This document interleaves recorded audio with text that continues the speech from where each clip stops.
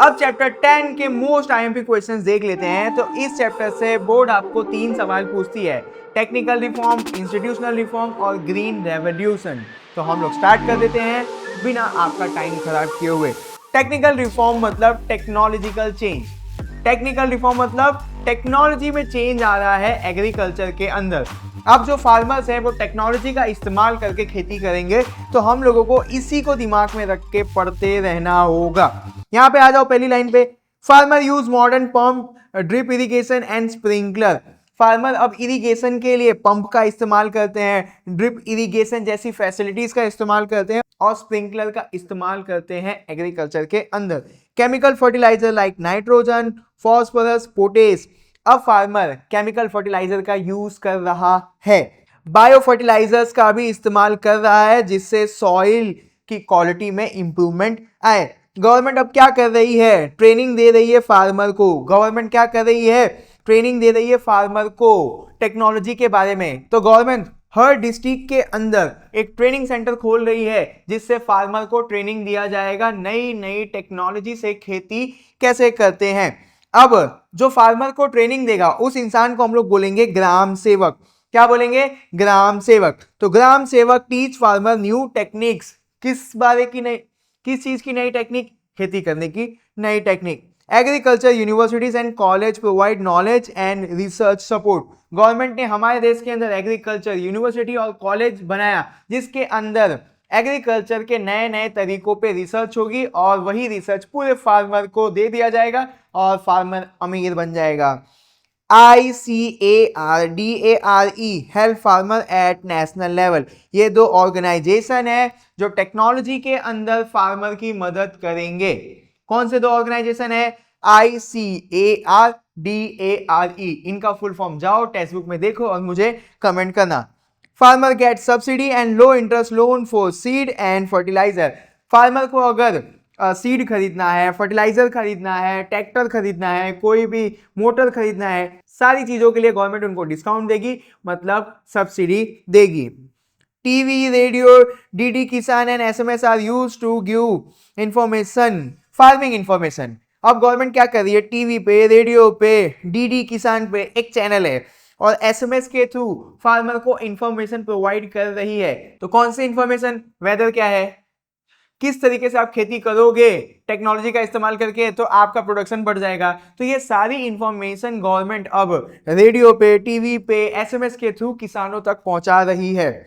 All this help farmer grow more crop and earn better. ये सारी चीजें government कर क्यों रही है, ताकि किसान ज्यादा उगा सके और ज्यादा कमा सके। अब हम लोग पढ़ने जा रहे हैं institutional reform in Indian agriculture.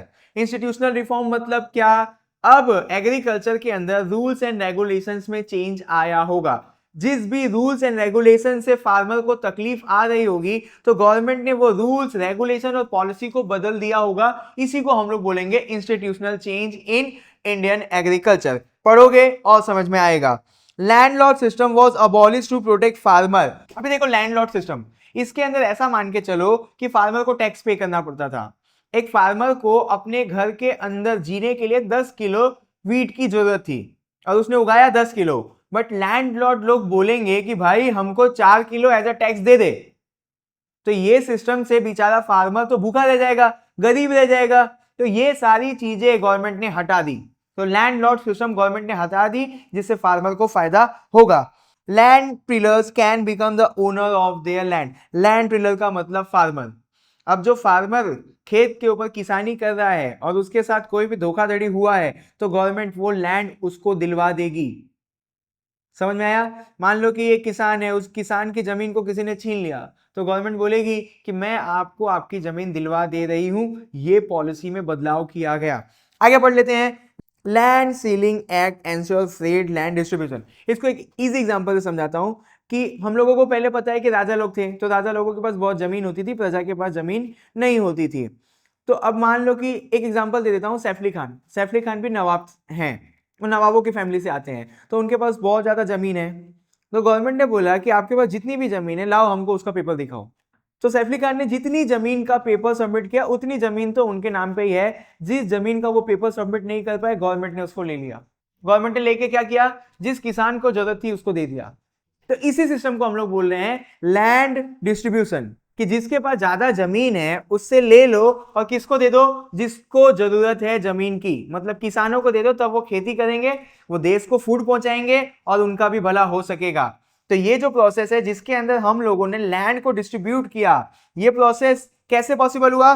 Land ceiling act से। गवर्नमेंट एक एक्ट लेके आई, लैंड सीलिंग एक्ट, इसी से लैंड डिस्ट्रीब्यूशन करना पॉसिबल हुआ। अब किसानों के पास भी इतना खेत हो जा रहा है जिसपे वो खेती करके अपने आप को जिंदा रख सकते हैं, अपने फैमिली को पाल सकते हैं।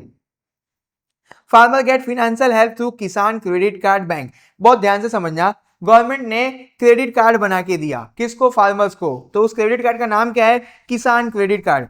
अब एक फार्मर किसान क्रेडिट कार्ड दिखाएगा बैंक के अंदर तो उसको सस्ते दाम पे लोन मिल जाएगा। क्या बोला मैंने? किसान क्रेडिट कार्ड अगर एक फार्मर बैंक के अंदर दिखाता है तो उसको सस्ते में लोन मिल जाएगा। आगे बढ़ते हैं।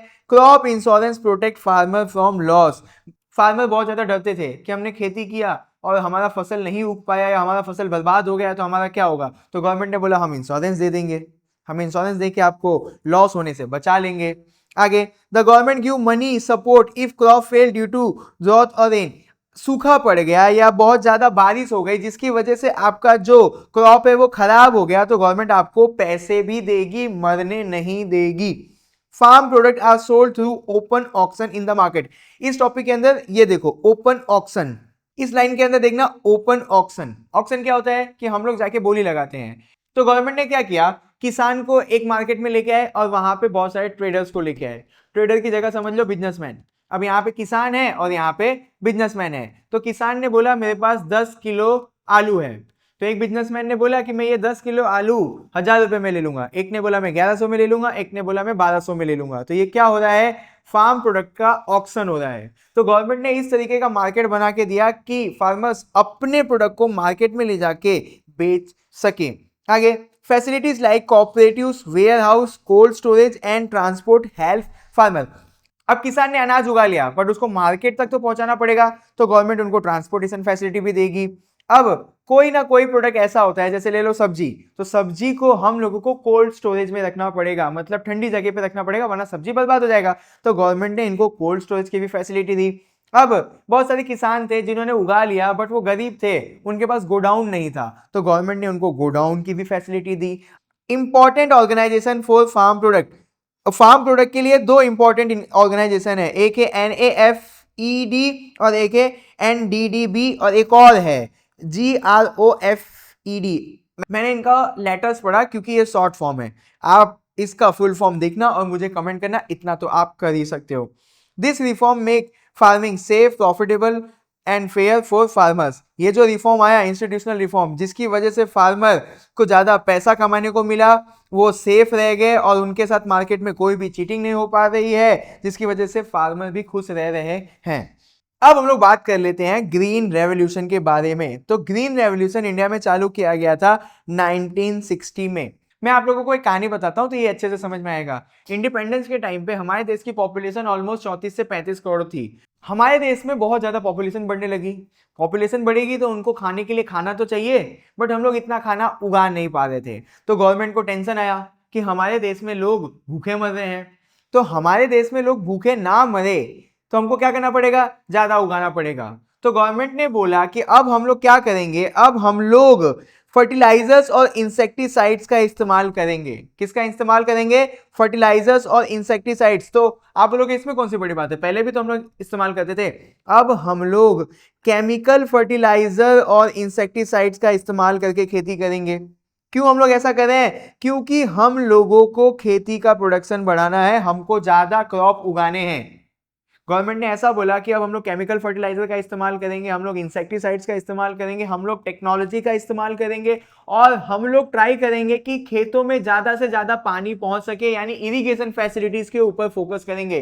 तो ग्रीन रेवोल्यूशन मतलब क्या? टेक्नोलॉजी से खेती करना है, गवर्नमेंट इरिगेशन फैसिलिटीज प्रोवाइड करेगी, केमिकल का इस्तेमाल करके खेती करना है। तो इससे क्या होगा? ज्यादा से ज्यादा क्रॉप उगेगा। समझ में आया? तो वही यहां पे मैंने लिखा हुआ है, green revolution is equal to fast increase in farming. हमको जल्दी से जल्दी बहुत ज्यादा उगाना है। कैसे? हम लोग अब मॉडर्न सीड का इस्तेमाल करेंगे और खेती करने के लिए मॉडर्न मेथड का इस्तेमाल करेंगे। जब हमने ग्रीन रेवोल्यूशन इंप्लीमेंट किया हमारे देश में तो व्हीट एंड राइस का प्रोडक्शन बहुत ज्यादा बढ़ गया। आगे पढ़ लेते हैं। कैश क्रॉप भी उगाने लगे हम लोग, जैसे कॉटन, शुगर कैन और जूट, ये सारी चीजें भी अब देश में बहुत ज्यादा उगने लगी। किसकी वजह से? ग्रीन रेवोल्यूशन की वजह से। Food storage become enough to handle shortage. अब हमारे देश में इतना सारा स्टॉक पड़ा हुआ है कि कभी भी किसी भी चीज की कमी पड़ेगी खाने में तो हम लोग अपने स्टॉक से निकाल के वहां पे बांट देंगे। Drought and scarcity are easier manage. मान लो कि हमारे देश में कहीं पे भी सूखा पड़ गया और वहां पे कुछ भी नहीं उगा, टेंशन की बात नहीं है। ग्रीन रेवोल्यूशन की वजह से हमारे गोडाउन में पड़ा हुआ है खाना, वहां से निकाल के लाएंगे और जहां पे भी सूखा पड़ा है वहां बांट देंगे। इंडिया बिकम सेल्फ सफिशिएंट इन फूड ग्रेन। 1960 के पहले हम लोगों को बाहर देश से खाना मंगाना पड़ता था, बट अब हम लोग सेल्फ सफिशिएंट हो गए। जितना हमारे देश को खाना चाहिए उतना हम उगा लेते हैं। इसी को बोलेंगे हम लोग कि सेल्फ सफिशिएंट हो गए फूड ग्रेन के अंदर। अब इससे एक और चीज के अंदर इंपैक्ट आया कि फार्मर की भी इनकम बढ़ गई और देश की इकोनॉमी भी अच्छी हो गई। तो यहाँ पे आपने 10 चैप्टर के सारे आईएमपी देख लिए। किसी भी टॉपिक में डाउट लग रहा है तो कमेंट कर देना, आसान कर दूंगा।